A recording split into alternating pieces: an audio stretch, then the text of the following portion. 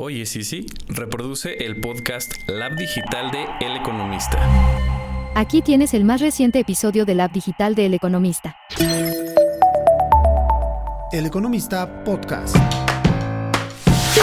Bienvenidos a Lab Digital, donde exploraremos a fondo el fascinante mundo de la mercadotecnia digital, ecosistemas digitales y las redes sociales. Soy Iván Quesada y junto a mi compañera Itzayana Ríos, con cada episodio nos sumergiremos en las últimas tendencias, estrategias innovadoras y herramientas esenciales que están revolucionando la forma en la que nos conectamos y nos comunicamos con el ecosistema digital.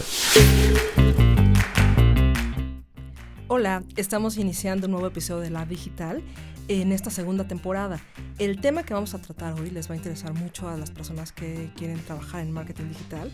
Y antes de que presente a nuestro invitado, saludo a mi compañero Iván Quesada. ¿Cómo estás, Iván? ¿Qué tal, Itza? Pues estoy muy emocionado porque, como bien dijiste, el tema de hoy, pues es una cosa que no se tiene que dejar de lado, abordar, porque tenemos que identificar precisamente cuáles son esas habilidades digitales pues, que está demandando el mercado. Muchas personas están queriendo, más bien se han estado quedando atrás en el tema de la digitalización, pero pues nunca es tarde. ¿Tú sabías, Itza, por ejemplo, que el 38.2% de los mexicanos solamente tienen algunas habilidades digitales básicas precisamente para ser competitivos en la industria? No me sorprende, por eso hemos creado Lab Digital.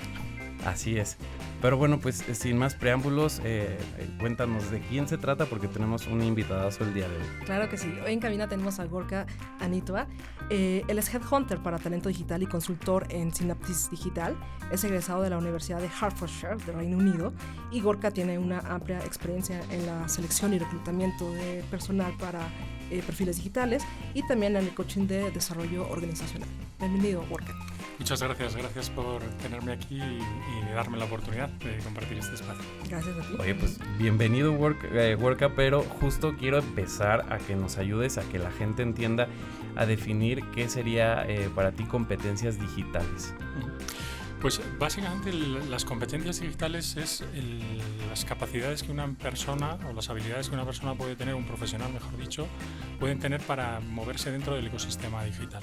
Entonces engloban muchas áreas, principalmente pueden categorizarse en tres que yo considero que son las más fundamentales, que tiene que ver con el entendimiento de la información, el procesamiento de la data. La diferencia que tiene digital con respecto a offline, por ejemplo, es que todo es medido.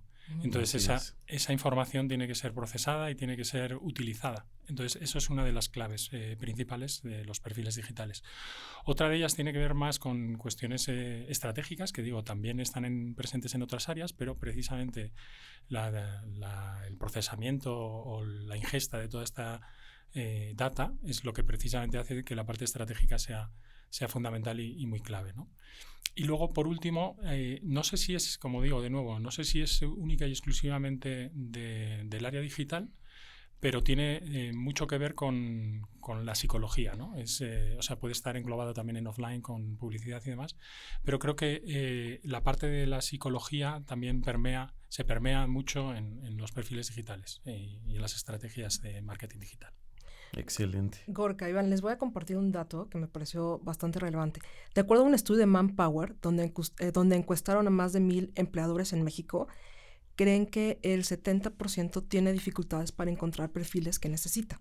Entre las posiciones más difíciles, escuchan este dato, se encuentran ventas, marketing, análisis de datos y tecnologías de la información. Gorka, ¿crees que cubrir estas vacantes para talento digital sea más difícil hoy que hace algunos años?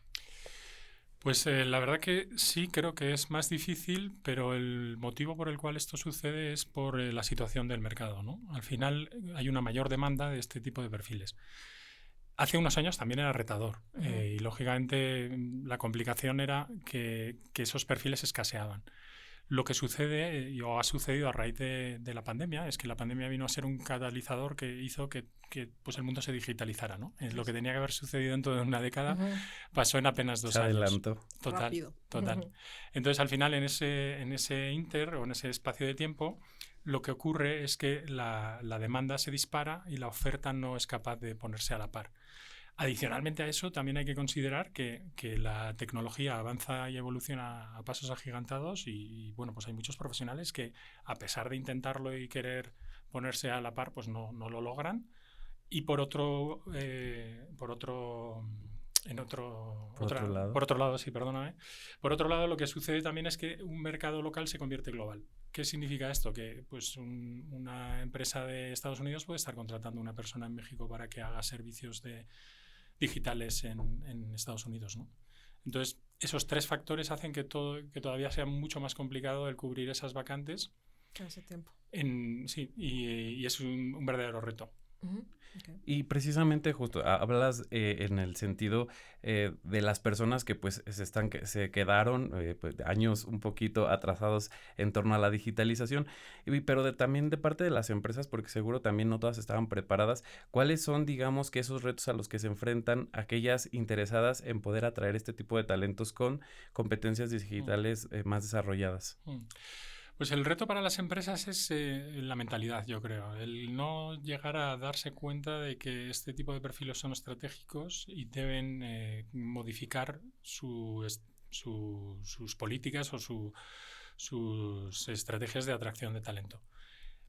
A veces pensamos que únicamente con una compensación económica elevada vamos a atraer ese talento y no es así. ¿Por qué? Porque todas las empresas están dispuestas a pagar ese precio por esos candidatos. Entonces hay que alinear mucho más otro tipo de criterios. En concreto, pues, por ejemplo, los perfiles digitales están valorando cuestiones que tienen que ver más con la flexibilidad, con modelos remotos o bien híbridos. Pero también que tengan dentro una flexibilidad en términos de autonomía, de que sean personas que puedan gestionar sus propios objetivos, que estén gestionados de esta forma, ¿no? El llegar a objetivos y no tanto rendir cuentas. Y eso algunas empresas todavía no lo entienden porque sí quieren o sí han dado el paso para digitalizarse, pero no han dado el paso para modificar, exacto, para modificar eso que puede costar un poco más. Y es que es hacer cambios en la estructura pues de la compañía, ¿no? Interna, de manera cultural. Exacto. Total. O sea, todo lo que llaman salario emocional, ¿no? Totalmente. Y adicionalmente a eso, una de las consideraciones que creo que es interesante tener en cuenta es la cultura per se de la empresa. Porque esa cultura tiene también que avanzar y evolucionar para poder captar a este talento digital, digamos. Muchos de ellos son nuevas generaciones y no se alinean tanto o están buscando, tienen motivaciones muy distintas, ¿no? Entonces, cada uno de nosotros tenemos una definición distinta de éxito. Claro. Parece que las empresas que no han avanzado y evolucionado se han quedado en que el éxito es solo ganar dinero. Y realmente hay muchos otros aspectos que considerar para ello. Entonces también involucra el cambio de liderazgo, ¿no? Sí, en cada empresa. Totalmente. Los líderes son los grandes facilitadores de la transformación digital. Por supuesto. Mi siguiente pregunta, a ver, en este año de 2025, de acuerdo a tu experiencia, ¿cuáles son los perfiles relacionados con marketing digital más buscados en México? Fíjate, eso concretamente cuando me invitaron para venir al podcast... Lo preparé. Sí, porque como te comentaba, digo, yo tengo una visibilidad reducida, ¿no? O sea, yo sí veo determinado tipo de perfiles, pero estoy como más orientado en unos perfiles muy concretos, muy específicos. Entonces, no querría dar la sensación de que lo que yo digo pues es extrapolable a todos los demás, ¿no? Sí. Entonces, me di a la tarea de tomar en el último mes las publicaciones de anuncios de empleo, eso sí, dentro de perfiles digitales en LinkedIn. Y entonces, con la ayuda de ChatGPT, sí, totalmente, le dije que me lo analizara. Y entonces vi que por disciplina de marketing, por ejemplo, había unas equivalencias bastante... Vamos, que podría haber llegado yo a estas mismas conclusiones, pero por ejemplo está un 32% la parte de social media, que en México es muy, bueno, en México y en Latinoamérica es muy importante porque pues el tiempo de los usuarios expuestos a este tipo de plataformas es elevadísimo y por eso tienen peso. Luego la parte de SEO o SEO también está en torno a un 12%, marketing automation, que es la automatización, correcto, gracias. De los procesos con herramientas está en torno a un 16% y luego todo lo que tiene que ver más con el trafficking o compra de medios, gestión y demás se englobaría en el resto, ¿no? Y bueno, yo particularmente, ¿cómo lo veo yo en mi experiencia? pues son 3 grandes bloques donde veo que hay más demanda. Uno tiene que ver con lo que mencionaba al comienzo, que es la gestión de data. Ujú. Otro tiene que ver con la parte de paid media, que ahí en concreto hay 2 áreas que están muy, muy fuertes. Una que es retail media, que es todo lo que tiene que ver con las plataformas de e-commerce que comercializan publicidad. Ahí hay como un crecimiento muy elevado. Y del mismo modo también la parte de e-commerce para otro tipo de funciones. Y por último está la de marketing automation que comentamos y CRM, que tiene que ver con la parte de data, pero de una forma distinta, porque son herramientas que lo que permiten a los clientes es tener como un control y gestión mucho mejor de su recurso más valioso, que es la información de sus usuarios, que lo pueden conectar para, lógicamente, poder luego hacer pautas y campañas específicas con información muy valiosa. Sí, justo te iba a decir que en los perfiles como que faltaba, ¿no? El el analista de datos. Claro, 100%, sí. Sí. Y justo digo, al inicio nos compartías un poco lo que buscaban las empresas, bueno, más bien como también estas habilidades necesarias, el tema de los datos, de poder saber utilizar los datos a tu favor, la estrategia, y nos mencionabas un poquito también de la psicología, ¿no? Aplicada. Pero, y quiero también que le platiques un poquito a la audiencia, porque justo parte de tu trabajo es entrevistar gente, encontrar esos perfiles ideales y acercarlos a esos puestos de trabajo, pero también cuáles han sido esas, digamos que esos intereses que ahora mismo están buscando también estas nuevas generaciones que sí traen, digamos que todas estas habilidades digitales, que además quiero pensar que ha cambiado. Como bien lo mencionaste antes, buscábamos salarios, sobre todo creo que era lo más aspiracional, era un buen salario, ¿no? En un trabajo. Hoy en día, como también ya lo pudiste compartir un poco, ya no nada más es digamos que esta necesidad de las personas en cuanto a un trabajo, pero cuéntanos qué te ha sorprendido, qué has encontrado estos hallazgos en las personas que tú has entrevistado, que aspiran a buenas oportunidades laborales. A ver, la parte económica indudablemente sigue teniendo relevancia. Y sobre todo cuando las personas entran en niveles junior, pues todavía no ven colmadas sus expectativas económicas, ¿no? Con lo cual, bueno, pues sí suelen moverse para mejorar. Entonces, si se incrementa su salario, puede ser que lleguen a cambiar de una posición a otra, aunque la empresa, el proyecto, lo que fuere, no come todas las expectativas. Pero una vez ya se llega a un determinado nivel económico, la motivación ya es otra. Tiene mucho más que ver. Yo lo comparo incluso con la pirámide de Maslow de las necesidades, ¿no? Al final, en la parte superior está como la autorrealización o un peldaño por debajo está como el reconocimiento. Entonces, tiene más que ver con eso. Sobre todo las nuevas generaciones buscan el propósito y el impacto, ¿no? Y es el vincularse a proyectos que, más allá de permitirles ganarse la vida, contribuyan positivamente a la sociedad. Entonces eso es algo que he visto en muchos casos cuando entrevistas a personas y demás. Es verdad que lo mencionan, a la hora de la verdad le plantas la oferta y dicen, bueno, a ver, me quedo con esto, ¿no? Quiero escuchar más. Exacto. Pero también sí te puedo compartir algo, y ahí ya sí no sería solo con las nuevas generaciones, sino en general con todos los candidatos que he entrevistado a lo largo de estos 6 años. Yo les hago una pregunta en la que les digo o les pido que me definan cuáles son las características que tiene que tener su empresa ideal. La primera respuesta, mayoritaria, que es en más de un 80%, es muy curiosa. Dicen, quiero una empresa humana.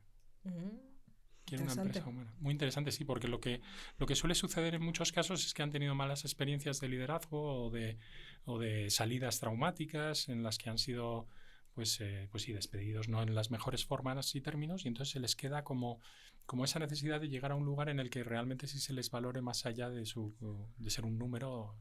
Pero además tiene mucho sentido porque además de que están buscando, bueno, pues humanizar a las empresas, pues también a nivel mercado, o sea, la tendencia es que los mismos consumidores estamos buscando pues negocios con propósito, ¿no? Y de pronto también se están pues acabando como estos conceptos, digo, lo vimos con, y quiero mezclar un poquito también con el tema de mercadotecnia, lo vimos en lo que le pasó a Abercrombie, que de pronto era como muy elitista y cayó porque ya no encontraba, la gente no se sentía identificada y no había un propósito, y también está permeando a nivel laboral, o sea, es el mismo fenómeno porque esta generación es lo que está interesada en encontrar, ¿no? Totalmente. De hecho, creo que es la esperanza para la humanidad, el que sea así, ¿no? Pero sí es cierto, sí, al final los valores han cambiado y las distintas generaciones buscaban distintas cuestiones. También es una generación que se ha criado digamos, sin excesivas necesidades o que sus padres han podido proveer. Entonces, eso te permite sí subir un peldaño más en esa pirámide de Maslow y anhelar otro tipo de cuestiones. Pero sí, totalmente. Las empresas o las marcas que en el largo recorrido no tengan un propósito más allá del lucro económico van a perder a consumidores que son las nuevas generaciones. Y a empleados, ¿no? O sea, que empleados que no se sienten identificados, porque justo la mecánica ya es diferente, ya no nada más es como en automático yo genero o me presto cierto servicio, más bien quiero también sentirme identificado con el objetivo de la empresa a la que colaboro. Totalmente, los empleados son clientes internos y embajadores. Y embajadores. Así es. Yo siempre lo digo, a mí no me gustaría trabajar en un medio de chismes de espectáculos, por ejemplo. Pues sí, pues podría no ser resuena divertido. Contigo. Podría ser divertido también. No creo. A ver, la siguiente pregunta que te quiero hacer, creo que es una de las más importantes para la gente que nos está escuchando. En términos generales, ¿cuáles crees que sean las habilidades que necesita tener una persona para trabajar en marketing digital? Independientemente del área, porque sabemos que tiene un enfoque de especialización. A ver, indudablemente hay una cuestión que tiene que ver con el gusto por la tecnología, o sea, ser una persona algo geek, en la que bueno, pues si quieras como saber qué es lo que hay detrás de los fierros, como se suele decir en México, ¿no? Ese es un componente muy esencial. Otro tiene que ver con la parte de la curiosidad y ser autodidacta, porque para estar en la vanguardia de conocimiento digital no puedes esperarte a una formación reglada. Exacto. Es estar permanentemente investigando, buscando, el leer las últimas newsletters de los últimos capos de Estados Unidos que están... O sea, realmente exige de mucha proactividad a la hora de adquirir ese conocimiento, ¿no? Uh-huh. Y luego, con respecto a la parte de los números y la parte analítica, ¿no? Que mencionábamos también al principio, toda esa información que se recopila tiene que ser procesada. Si eres una persona que te da aversión los números y demás, pues es muy complicado que termine siendo digital. A ver, puedes tener cabida en ciertos aspectos del espectro digital, uh-huh, pero es muy complicado, es más complicado. Entonces yo diría que esas tres son las principales. Y luego, adicionales, el back to the basics, ¿no? Son muchas cuestiones que no son puramente requeridas para digital, pero que son especialmente valoradas. O sea, pues una persona estratégica, una persona que más allá de ir a la táctica y a la operación, trate de ver cuáles son las consecuencias de tomar unas decisiones frente a otras y demás. Eso también son características que son muy valoradas. Pero bueno, recapitulando, como decía, sería por un lado la parte de la ser geek o conocimiento técnico, la parte de la curiosidad, la parte de la estrategia, como mencionaba, y el análisis de datos, correcto. El procesamiento ser una persona numérica, sobre todo. Y bueno, lo acabas de mencionar, aunque no lo dijiste tácitamente, tener inglés. Bueno, sí, por supuesto. Porque toda la industria se maneja mucho en inglés. Sí, ¿no? Sí, por supuesto. Eso, perdón, es que yo ya lo doy hasta por hecho.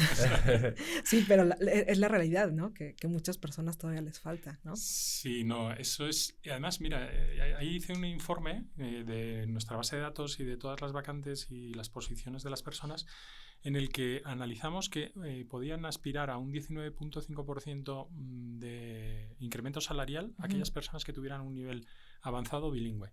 Uh-huh. Y es básicamente por lo que mencionaba al principio. El mercado ya es global. Entonces, una empresa estadounidense tiene mucha menos sensibilidad a la hora de pagar un salario que quizás una empresa local mexicana que factura en México. Uh-huh. Y pues un 20% de salario, como mínimo, digo, que puede haber casos que excedan ese porcentaje, creo que es un estímulo suficientemente alto para aprender inglés. Y luego lo que dices, el conocimiento está en inglés. Oye, antes de que Iván te haga la siguiente pregunta, sobre esto que estás mencionando, creo que es muy importante que todas las personas se mantengan actualizadas, eso me lo estás diciendo. Uh-huh. Quizás una de las razones por la cual alguien deja de estar vigente en el mercado es porque no se está actualizando. O sea, porque lo hemos platicado antes, una vez te lo pregunté en el pasado, que si veías en esta industria algún sesgo por edad, que quizás una persona más de 40, más de 50 se pudiera rezagar. Pero con base en lo que me has platicado, creo que va más de la mano con la tecnología. ¿Cómo ves? O sea, ¿no está actualizándose? Sí, totalmente. O sea, a mí hay una frase que me encanta que dice: el pájaro no confía en la rama, confía en sus alas. Y es así. O sea, básicamente, ¿qué pasa con digital? Que es vertiginoso. Sí. Entonces, el nivel de exigencia para mantenerte actualizado es muy elevado. No todo el mundo quiere, puede o desea hacerlo. Y por otro lado, pues sí, hay perfiles de personas que se conforman, básicamente, ¿no? Que dicen, no, pues aquí estoy bien, tal. Pero claro, es que en 5 años de aquí estoy bien, la industria ha cambiado 180 o más. Entonces, radicalmente, ¿no? Y con respecto a los sesgos que decías de la edad, yo siempre pongo también un ejemplo. Es un caso excepcional. Esta persona, que es Sir Martin Sorrell, quien fuera fundador de WPP, es un hombre, digo, no recuerdo bien la edad que tiene, pero pongamos que tendrá 78, 80 años. Tú le oyes hablar y le oyes hablar de programmatic y de otra serie de cuestiones que tú dices, o sea, este hombre vive por y para. Entonces, lógicamente es una persona que está hiper actualizada. De hecho, creo que es hasta quien crea las tendencias, correcto. Sí.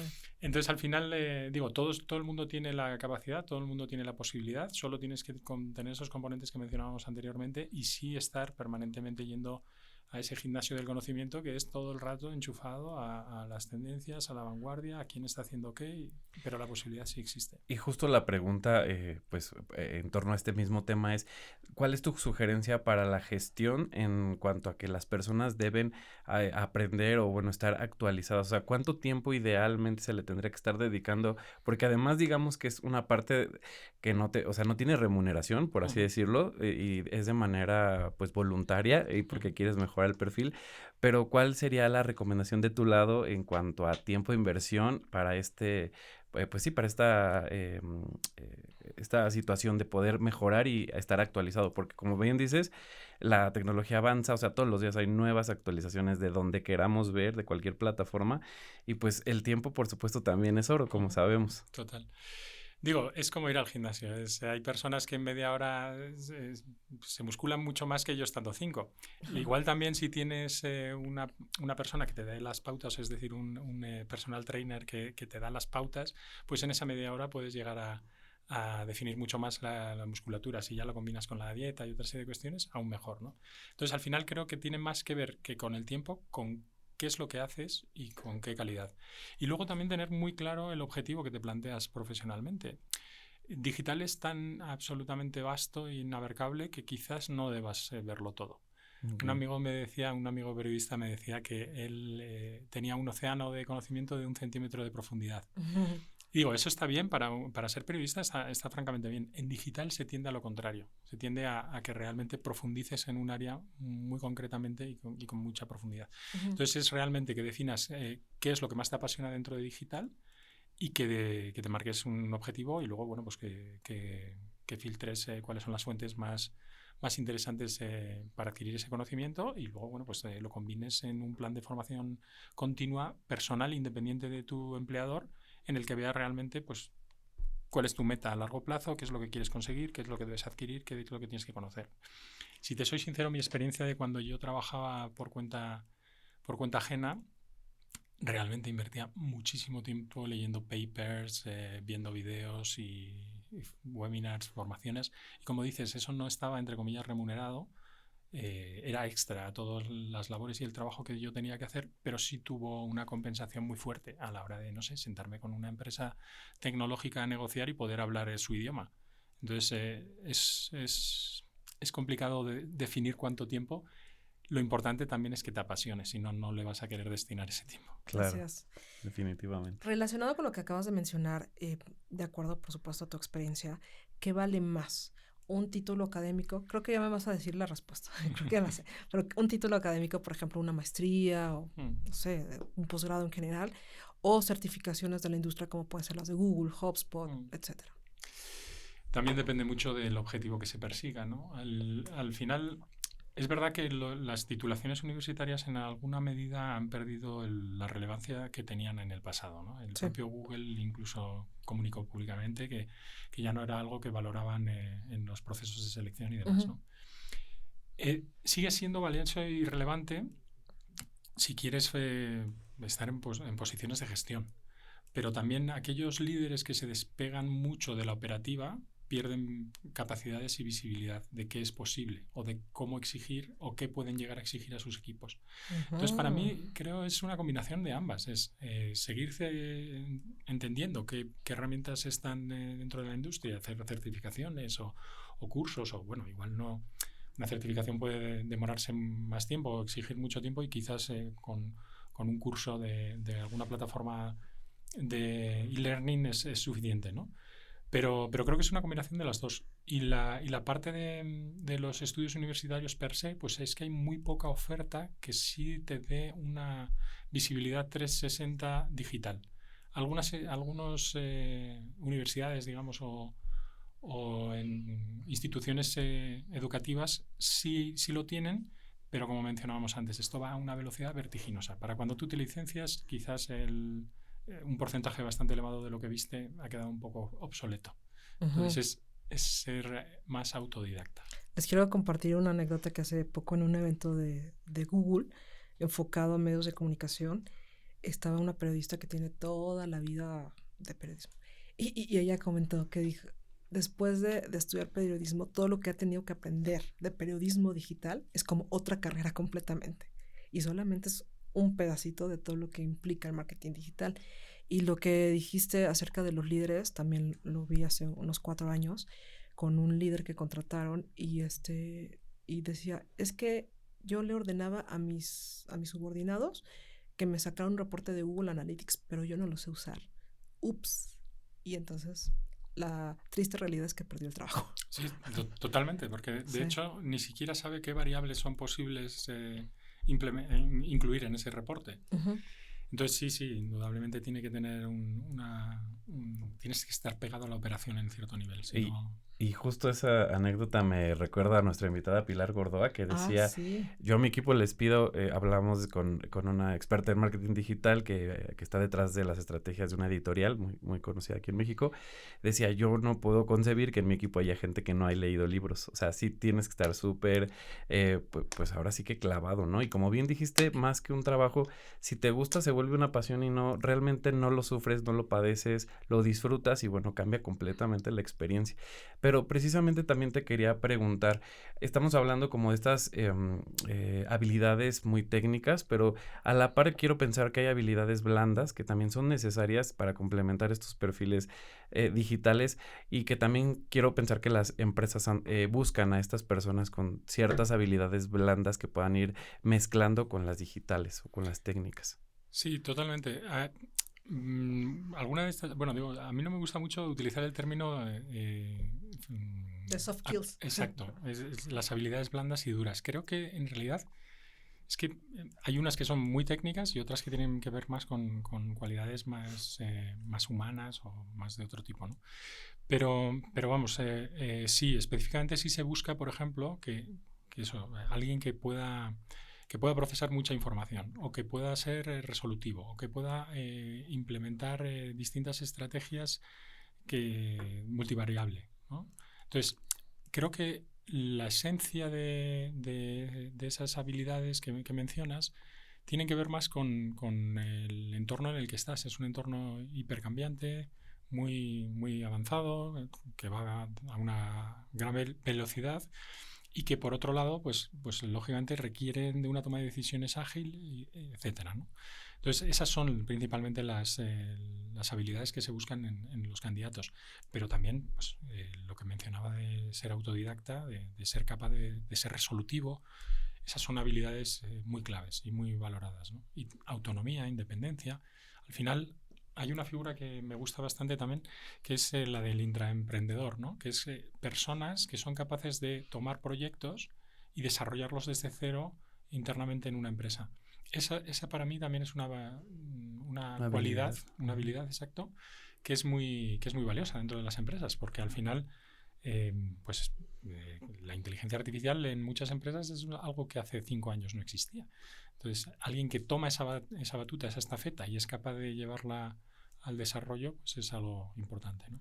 ¿Y hay algún error que hayas identificado que cometen las empresas a la hora de querer reclutar precisamente talento digital, que digas que constantemente se equivocan midiendo o tratando de valorar alguna característica muy puntual y que realmente no es el camino para poder encontrar a esa persona? Pues específicamente que sea un error per se, no sé si llegaría a decir algo así, pero sí es verdad que las empresas, bueno, siempre hay que contratar por actitud, y la actitud se enseña, ¿no? Entonces, cuando tú te clavas demasiado en que, pues eso, quiero que sepa algo muy en concreto y piden varias variables de ese tipo, ¿no? Mi trabajo en realidad con los clientes es gestionar sus expectativas. Okay. Yo digo que es como la carta de los Reyes Magos. Ellos pueden circular en el catálogo de los juguetes, pueden circular 20 cosas, pero me tengo que sentar con ellos y decirles, bueno, esto que tú pides no existe, y si existe es 5 veces más caro de lo que estás dispuesto a pagar. Entonces, al final, ese creo que es el mayor error, no tener como ese punto de realidad, básicamente. Pero luego también el entender, ¿no? El decir, mira, si esta persona tiene conocimientos de compra de programática, por ejemplo, en un DSP en específico, que es Sander, es muy probable que pueda utilizar The Trade Desk, que es otra herramienta, y que tenga así una curva de aprendizaje, pero bueno, que sea asumible, ¿no? Entonces, creo que ahí es como un poco a veces el error. Y la recomendación que quizás hago también a algunos clientes es identificar muy bien sus necesidades, porque a veces se piden, no están todos los que deciden a quién contratar qué es lo que realmente requieren, ¿no? Y a veces no se hablan. O sea, es decir, inician un proceso de selección en el que no se han sentado todos los decisores.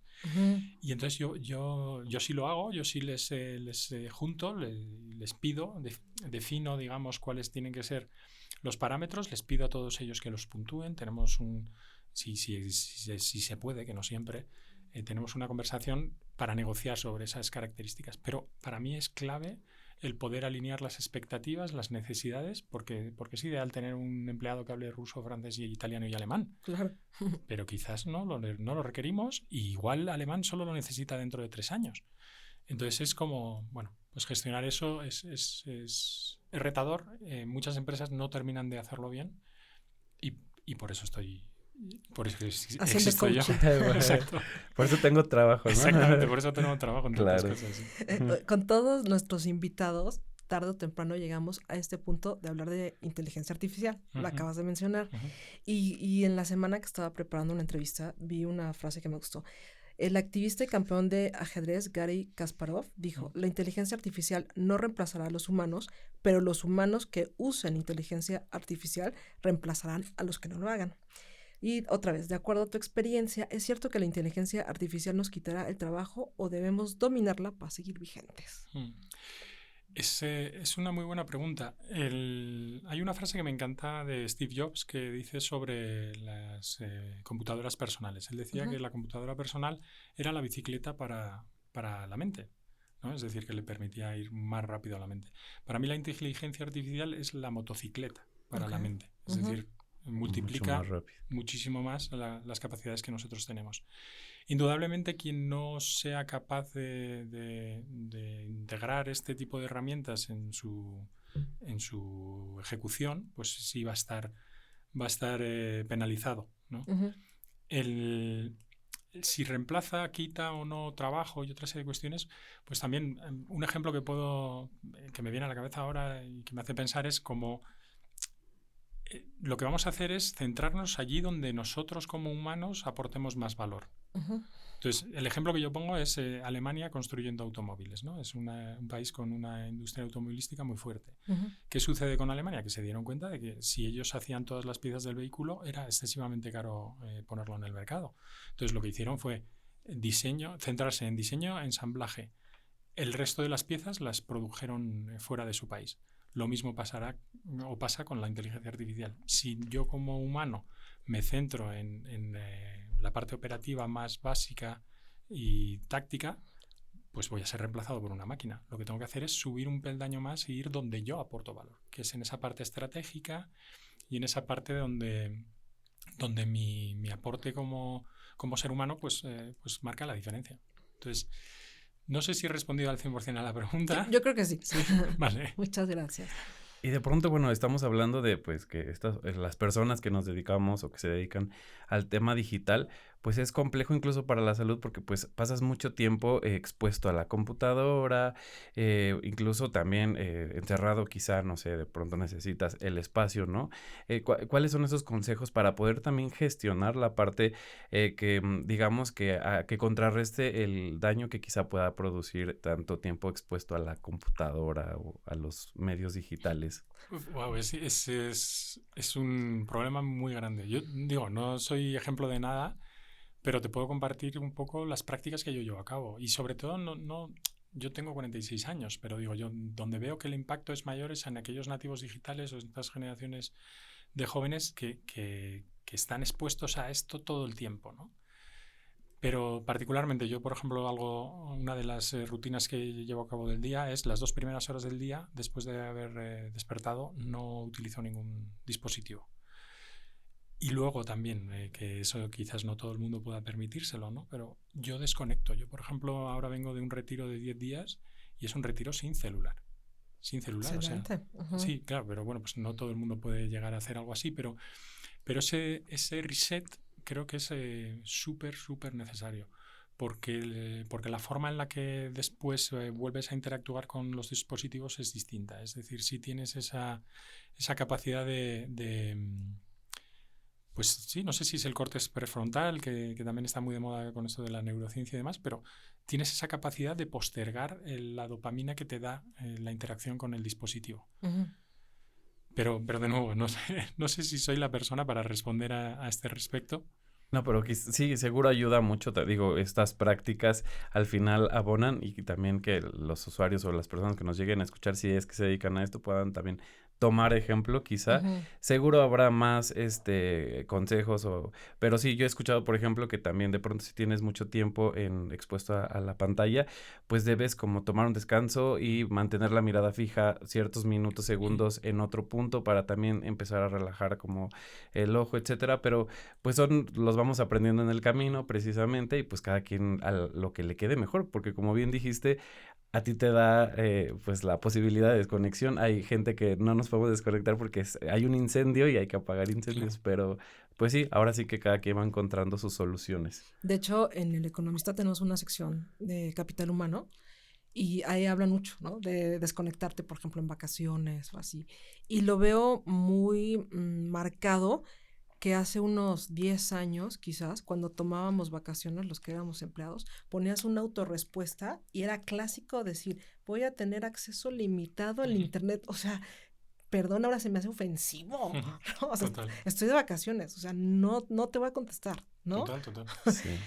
Pero es aprender a ponernos límites a nosotros mismos y a los demás y que puedan aprender a respetarlos. Al final es un reto porque todos vivimos imbuidos en este mundo digital. Uh-huh. Pero sí, desde luego la salud y la salud mental, que ahora en el ámbito profesional tiene mucha relevancia, pues... y la salud física. Sí. Ayer que estuve aquí en una junta, lo primero que me llamó la atención es que Moni, nuestra compañera, traía su mouse ya ergonómico. Y le digo, yo necesito uno de esos, ¿no? Entonces, aparte de la vista, que también se nos afecta por las pantallas, se nos afectan las muñecas, hay que poner límites, ¿no? Ante todo eso. Okay. Oye, Gorka, mi siguiente pregunta es ¿cómo podría ser una persona un currículum que pudiera destacar dentro del universo de todo porque sabemos que por una vacante una empresa puede recibir miles. Claro. Bueno, aquí también en la parte digital hay algo que bueno, mejor dicho, de los procesos de reclutamiento de las empresas, ellos también están empezando a utilizar software para procesar todos estos currículums. Entonces, con inteligencia artificial. Correcto. Uh-huh. Que se llaman Application Tracking Systems, uh-huh. ATS o ATS, ¿no? Entonces, la forma de destacar ahí es al final una estrategia de posicionamiento SEO, que es con keywords, uh-huh. con palabras clave que tú has tenido que ver previamente en la descripción de la vacante y ver que hay una densidad suficiente del otro lado. Pero uno de los consejos que a mí me gusta dar con respecto al currículum es que más allá de limitarnos a enumerar lo que hemos hecho, es que expresemos la contribución o el impacto que hemos tenido en la consecución de esos objetivos. Entonces, hay una estructura que es en los bullet points, son las frases de cada una de las experiencias laborales. Es una estructura en la que tú pones un verbo de acción. El verbo de acción está dando mucha información. No es lo mismo liderar que gestionar, que cualquier otra opción, ¿no? Después es una parte en la que pones una situación, pero también estás mencionando pues eso, una habilidad blanda, dura y demás. Uh-huh. Y luego, por último, que creo que es ahí donde está la clave, es la parte numérica y porcentual de contribución al objetivo, ¿no? Claro. Entonces, en el ejemplo de un comercial, por ejemplo, no es lo mismo que yo diga vendo aspiradoras que vendí... 50.000 o los que sean. Exacto, vendí 50.000 o excedí el objetivo comercial en un 30% gracias a la implementación de una estrategia comercial que me permitió llegar a más hogares. Es un ejemplo que no me siento muy satisfecho de esta frase, pero bueno, que deja un poco ver la idea, ¿no? Claro. Muy bien. Gorka, pues te agradecemos mucho que hayas estado aquí. ¿Hay algo más que nos haya faltado que quieras compartir? ¿Tus redes sociales? Tú siéntate libre. Perfecto. Bueno, pues sí, me pueden encontrar en LinkedIn como Gorka Anitua o también en mi página web, gorkaanitua.com. Igualmente trabajo para una empresa, una marca que se llama Synapsis Digital, como Headhunter Digital. Y bueno, con mi nombre y mi apellido estoy en todas las redes. O sea, que al final que me busquen por las vías que no quieran. No creo que haya otro doble. Exacto. que para quien no sabe, Gorka es Jorge, ¿no? O sea, nuestra versión de Jorge. Correcto. En vasco. Okay. Exacto. Muy bien. Oye, Gorka, y ya para finalizar y precisamente, digamos que una reflexión final a las personas, uno, que no están ni tan cerquita de la digitalización, que siguen atoradas y que todavía no saben por dónde empezar precisamente para poder empezar a adquirir nuevas habilidades.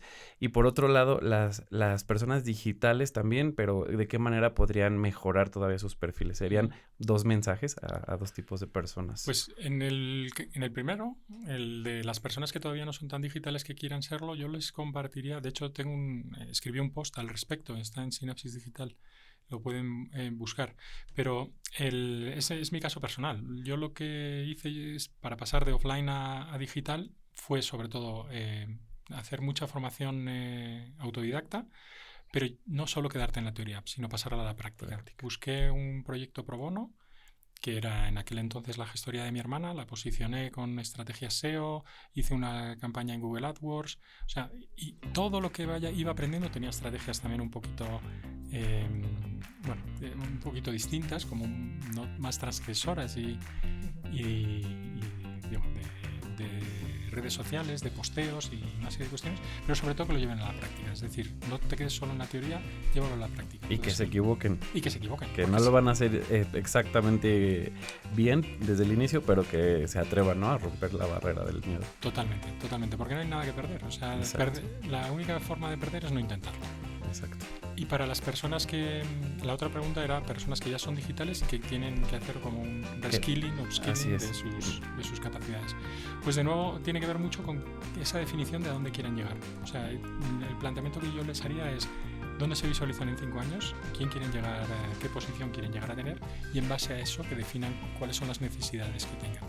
Hay algo que yo también acompaño a las personas con consultoría o coaching de carrera, que le llamo, que es una de las estrategias se llama ingeniería inversa. Es decir, miras cuáles son tus referentes, las personas en las que te quieres convertir, ves qué es lo que esas personas tienen que tú no tienes, y entonces construyes ese plan de formación continua y identificas de qué forma puedes estratégicamente crear networking, puedes adquirir conocimiento y otras cuestiones para llegar a ser esa persona dentro de 5 años. Ese sería mi consejo. Excelente. Pues muchísimas gracias por habernos acompañado, y pues también a todo el público que nos ha escuchado y ahora también ya nos va a poder ver. Recuerden que estamos en todas las plataformas de streaming, pero también ahora ya también vamos a estar en YouTube, así es que nos pueden buscar como Lab Digital. Muchas gracias, Gorka, y muchas gracias, Itza. No, de qué, y escuchen también los otros podcasts del Economista, que están muy interesantes. Gracias, hasta Gorka. la próxima. Muchas gracias.